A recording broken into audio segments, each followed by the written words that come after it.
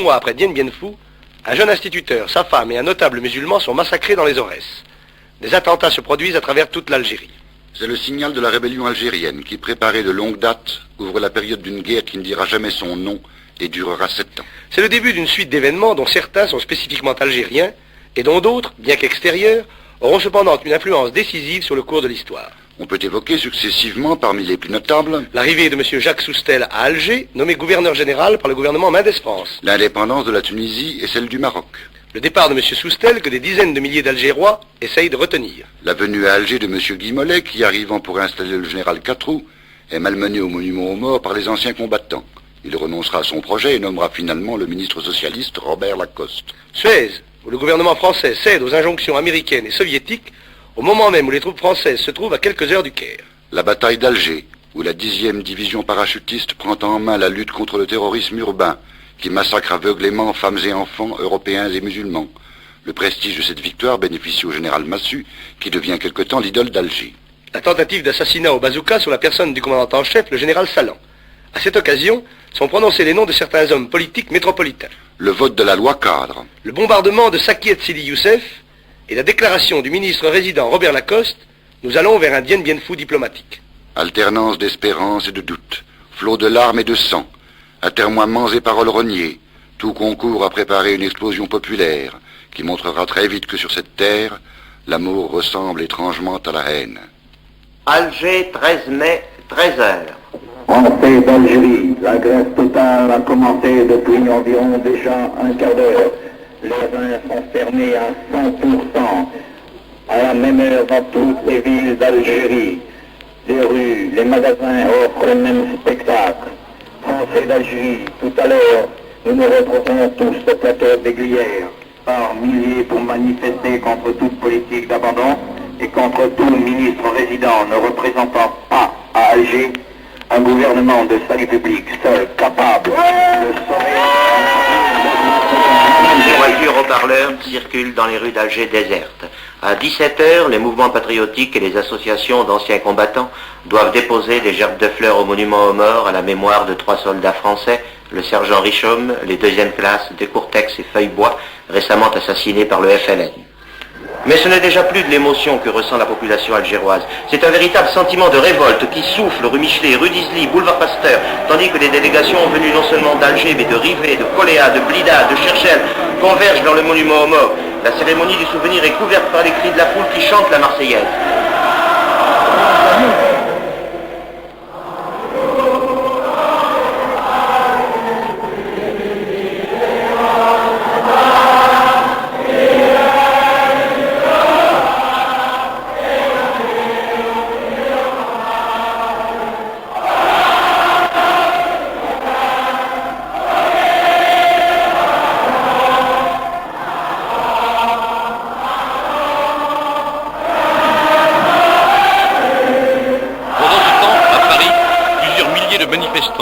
à la tête desquels marchent les députés Le Pen et De Marquet, descendent les Champs-Élysées en direction du Palais Bourbon, aux alentours duquel se produisent des heurts sérieux avec la police.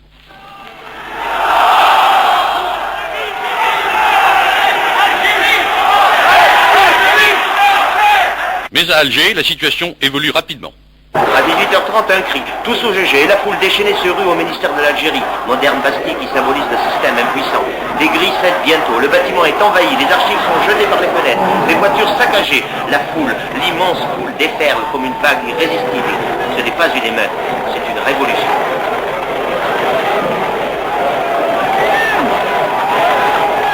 À 19h, les généraux Salan, Allard, Massu arrivent ainsi que des détachements de para que la foule acclame. Le général Massu apparaît au balcon. Un comité de salut public est créé sous sa présidence. Il est 20h. L'histoire est en marche.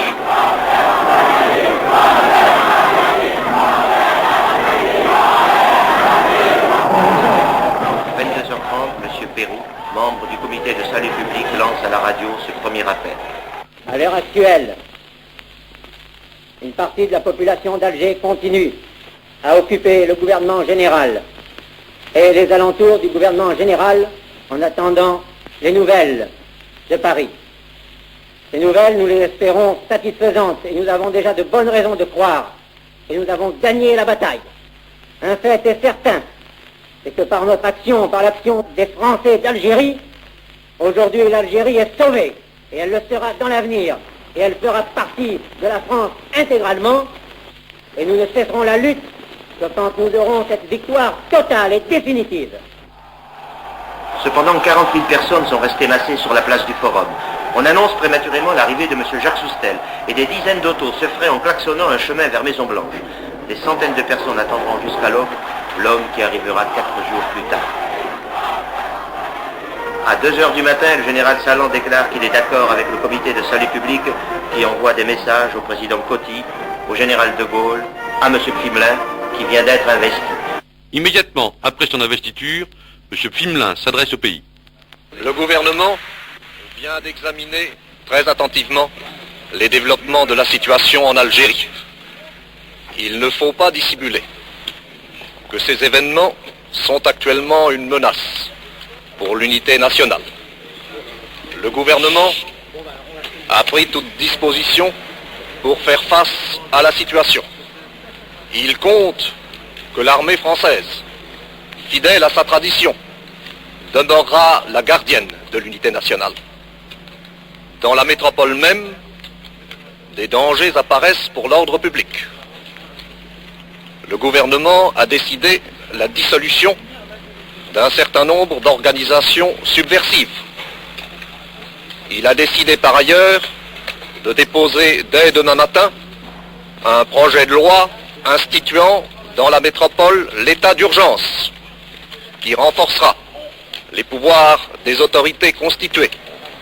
Il demandera au Parlement de voter cette loi dans la journée de demain. Le gouvernement, qui comprend à présent des représentants de tous les partis républicains et nationaux, conscient du fait que le temps des divisions est passé, demande à la nation de lui faire confiance. Il comprend l'émotion de tous ceux qui sont attachés aux libertés publiques, mais il demande à tous les Français de garder leur sang-froid et leur calme. Les mesures de précaution, les mesures de prévention que nous prenons permettront d'assurer le maintien de l'ordre public, que la nation ait confiance, son unité et les libertés publiques seront défendues. À 6h30, au premier bulletin d'information de Radio Algérie, second message du CSP.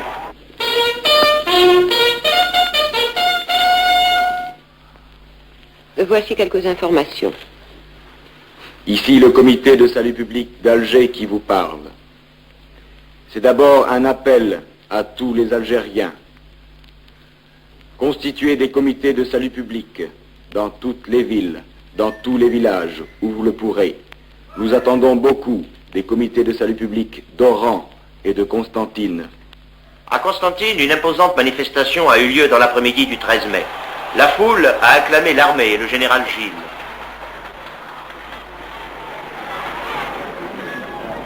Mes chers amis,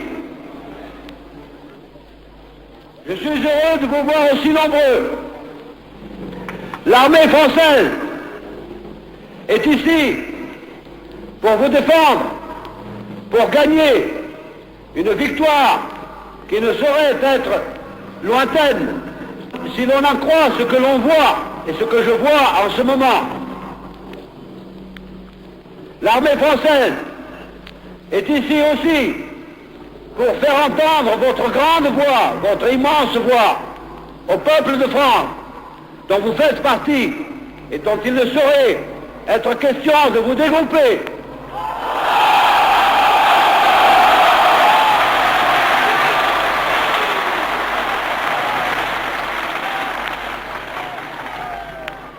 Et je vous demande, non pas de crier vive Gilles, ou vive Massu, ou vive Salan, mais de crier, sans autre espèce de qualification particulière ou de nom, de crier seulement, vive la France!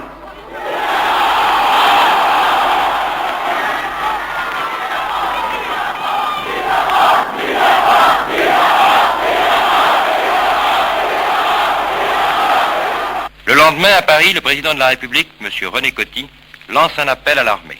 Officiers généraux, officiers, sous-officiers, caporaux et soldats servant en Algérie, gardiens de l'unité nationale, je fais appel à votre patriotisme et à votre bon sens. Chef des armées, en vertu de l'article 33 de la Constitution, je vous donne l'ordre de rester dans le devoir, sous l'autorité du gouvernement de la République française. Comités de salut public ont été créés également à Oran, à Sétif, à Bonn, à Philippeville, et les territoires sahariens se déclarent solidaires du comité de salut public d'Alger. À 8h, 130 communes ont leur comité. Cependant, la fièvre n'a pas quitté la foule algéroise. Cette matinée du 14 mai, tous les magasins sont fermés, les transports en commun inexistants et les relations aériennes et maritimes avec la métropole suspendues. Les journaux publient les noms des 34 membres du comité de salut public d'Alger que préside le général Massu. La radio diffuse constamment des communiqués invitant les fonctionnaires à reprendre le travail à 16h et les commerçants à rouvrir leurs boutiques, tandis que dans un ordre du jour, le général Salan déclare qu'il assume tous les pouvoirs civils et militaires. En fin d'après-midi, le général Massu fait le point de la situation.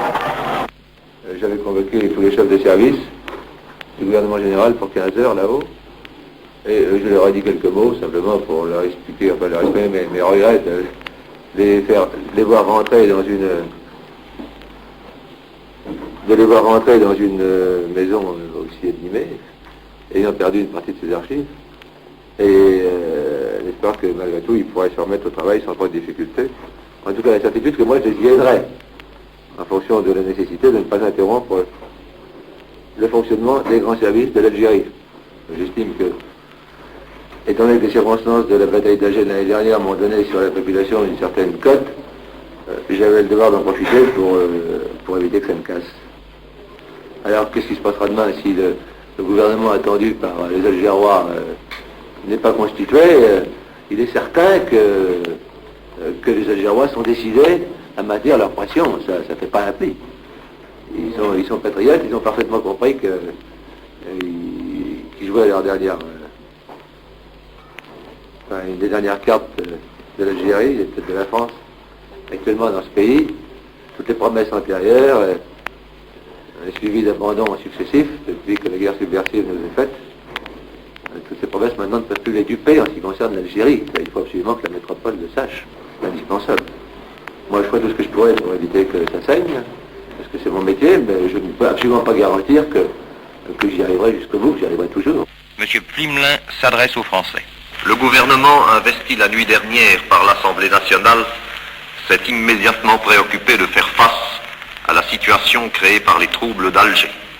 Une fois de plus, j'affirme solennellement que le gouvernement n'admettra jamais que soient rompus les liens qui unissent l'Algérie à la France. Il fera respecter les lois de la République et les exigences du salut public. Le lendemain, 15 mai, le général Salan donne lecture de son ordre du jour numéro 8. Alger, le 15 mai 1958. Ordre du jour numéro 8. Officiers, sous-officiers, officiers mariniers, caporaux-chefs et brigadiers-chefs, soldats, aviateurs et marins.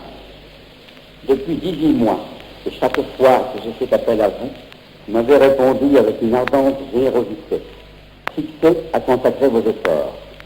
La France traverse aujourd'hui des heures graves. Dans une période difficile, les populations européennes et musulmanes de tous les départements d'Algérie ont tenu à affirmer avec force leur cohésion et leur volonté de rester françaises. Leur élan a décidé ceux qui disaient encore de la résolution de la France. J'ai reçu mission d'assumer provisoirement les pouvoirs civils et militaires. Je les emploierai à maintenir l'ordre et à poursuivre sans désemparer la lutte contre les rebelles. Seul à être informé de la situation.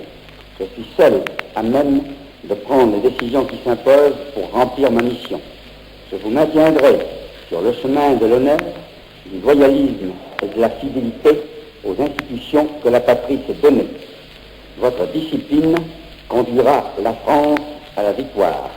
L'enthousiasme règne toujours en ville et la foule ne quitte pas la place du Forum. On y campe pratiquement, jour et nuit. Le lendemain 16 mai, le comité de salut public d'Algérie-Sahara est constitué. Il est présidé conjointement par le général Massu et le docteur Sid Kara et comprend de nombreux musulmans. Ils seront 60 000 venus de la Casbah et des villages environnants et 40 000 Français de souche qui, dans l'après-midi, réunis à l'appel du comité de salut public, entendront l'appel du commandant Madani et les déclarations des généraux Salan et Jouot.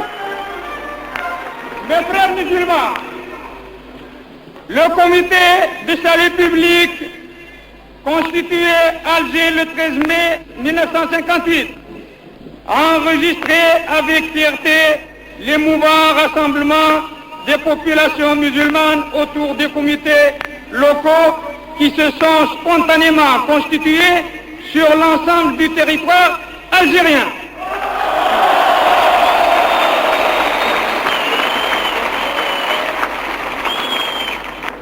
Ces hommes qui ouvrent à leurs compatriotes le chemin de l'intégration ont droit, dès à présent, à la reconnaissance de la patrie.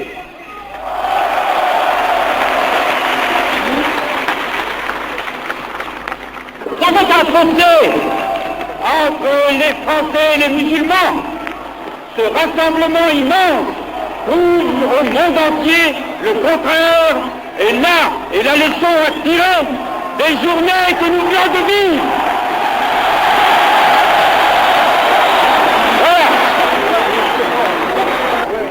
Je suis algérien, je suis né à Oran.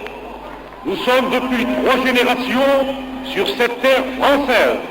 Et je vous dis simplement, vive l'Algérie française! Le même jour, le général Massu, président du comité de salut public, s'adresse à la foule du forum.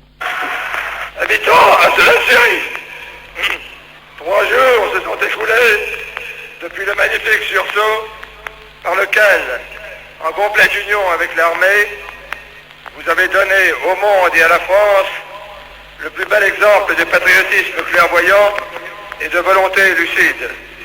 Les comités de salut public que je vous demande de compléter afin de les rendre représentatifs au maximum seront à l'image de ce pays unis au coude à coude dans la cohésion et l'ordre sous l'autorité sans faille de ses chefs militaires. Alors, pour la première fois, repris en chœur par 100 000 voix, allait s'élever ce chant des Africains qui devait devenir l'hymne de l'Algérie.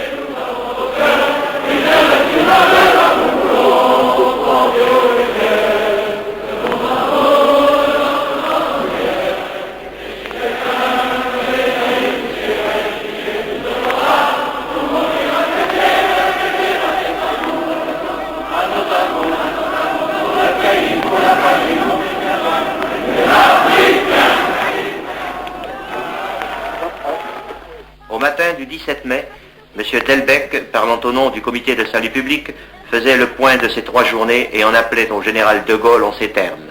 La France de Jeanne d'Arc, de Foch, de Clémenceau, la France pacifique mais jalouse de sa liberté. C'est cela la vraie France, et non cette caricature qu'on en fait les partis, les intérêts électoraux, les ambitions de clocher. Et c'est parce qu'ils sentent que la vraie France ne peut leur apporter plus longtemps que des partis, des intérêts, les ambitions veulent s'opposer à elle, qui incarne aujourd'hui dans De Gaulle, que nous avons choisi comme arbitre. Français, tous debout, l'heure de la libération, de la victoire, de l'unité nationale et de l'honneur a sonné. L'Algérie appelait De Gaulle, mais elle attendait toujours sous stèle.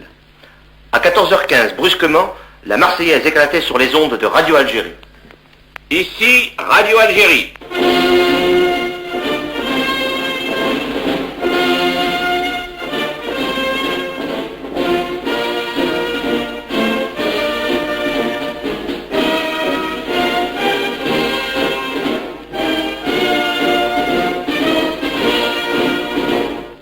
Monsieur Jacques Soustel vient d'arriver à Maison-Blanche.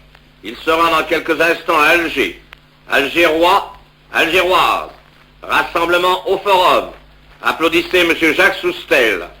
Pavoisez vos demeures. Nous vous dirons dans quelques instants à quelle heure Monsieur Jacques Soustel se rendra au forum. Appel à tous les postes français et étrangers. Restez à l'écoute de Radio Algérie. Monsieur Jacques Soustel est arrivé.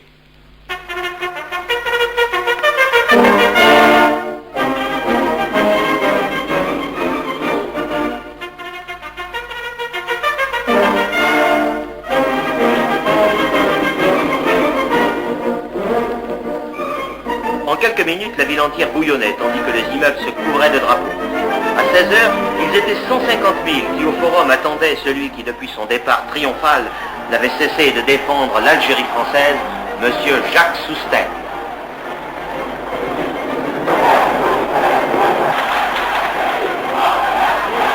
Algériennes,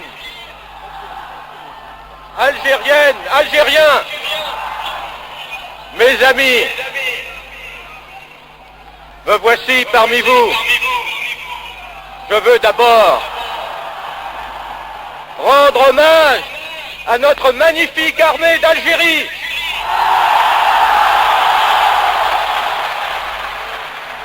À tous ceux qui combattent dans ses rangs, au rappeler aux jeunes soldats qui sont venus combattre sur ce sol.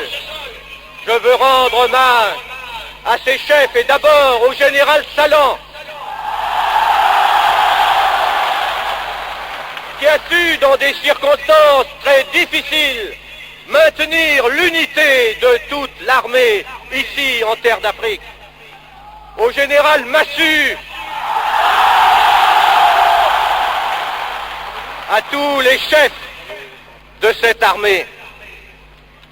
Vous-même, mes amis, le 2 février 1956, quand je vous ai quittés, j'ai promis de consacrer désormais toutes mes forces au salut de l'Algérie.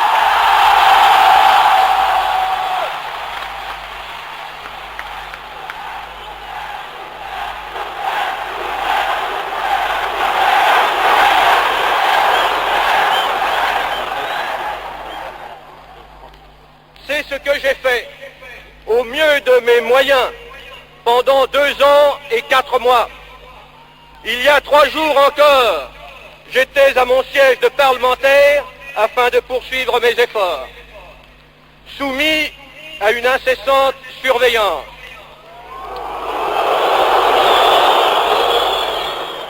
Menacé à tout instant dans ma liberté, je ne pouvais plus continuer à accomplir mon devoir. J'ai donc décidé de revenir à Alger.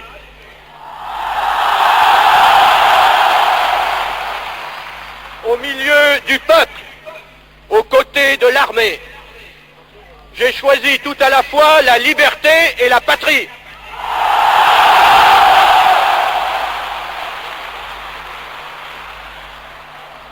Je viens me mettre à la disposition de l'Algérie française.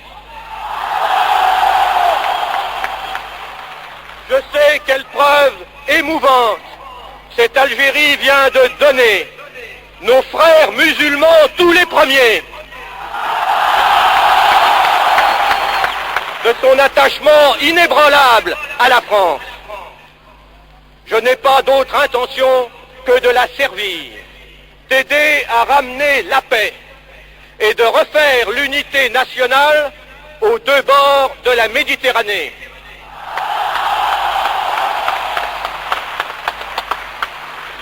Vive la République! Vive l'Algérie française! Vive la France! Et vive De Gaulle!